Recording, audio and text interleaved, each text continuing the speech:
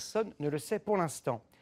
Parmi ces migrants se trouvent ce qu'on appelle des réfugiés climatiques dont le nombre devrait augmenter dans les prochaines décennies. La COP22 s'ouvrira dans moins d'une semaine au Maroc. Hier, nous étions au Rwanda qui lutte avec efficacité contre le réchauffement climatique.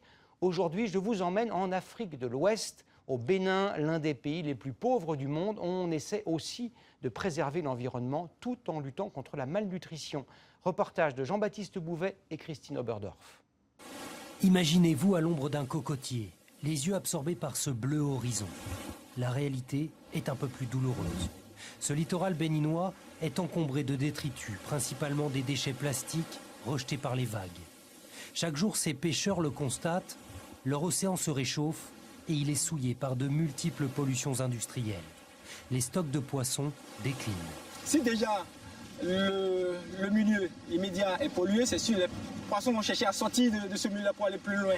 Se nourrir est ici un combat. Sur leurs embarcations de fortune, les pêcheurs doivent s'éloigner des côtes. Et leurs filets sont de moins en moins garnis dans ce pays où un enfant sur 3 souffre déjà de malnutrition. Ils n'ont pas assez à manger, ça ne faut pas qu'on ait honte de le dire. Et le nombre de repas par jour n'est pas respecté. Alors le PAM, l'organisme d'aide alimentaire des Nations Unies, déploie de grands moyens.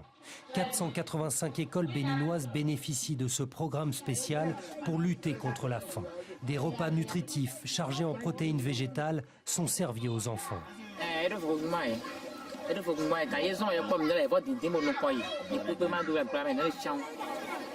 Une autre initiative devrait permettre de renforcer la sécurité alimentaire. Cet homme va implanter des potagers biologiques dans les écoles. Ton école va être pilote, tu vas lancer un programme de maraîchage dans l'école. Donc, c'est toutes ces habitudes qu'on va donner à nos enfants. Et surtout, comment il faut utiliser alors, les matières de chez nous. Exactement. Pour enrichir le sol. L'autonomie agricole, sans engrais, sans pesticides. C'est le défi un peu fou que s'est lancé Paul Kakpo. Après 30 années passées en France, il est rentré chez lui.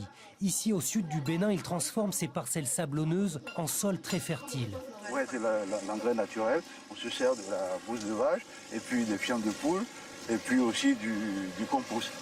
Les maraîchers sèment des graines locales adaptées à cette terre aride. L'eau de pluie est aussi stockée pour alimenter un vaste système d'irrigation. Ainsi, épinards, carottes, oignons, pommes de terre poussent en abondance dans ce potager géant. Pour moi, c'est un devoir. C'est une question de santé publique. Les enfants mangent mal, les gens mangent mal. Et le problème d'insécurité alimentaire, si on ne fait pas attention, c'est une bombe à retardement pour l'Afrique. La ferme biologique de Paul Kakpo emploie plusieurs dizaines de salariés. Ce modèle est désormais encouragé par les Nations Unies pour lutter contre la famine et la pauvreté.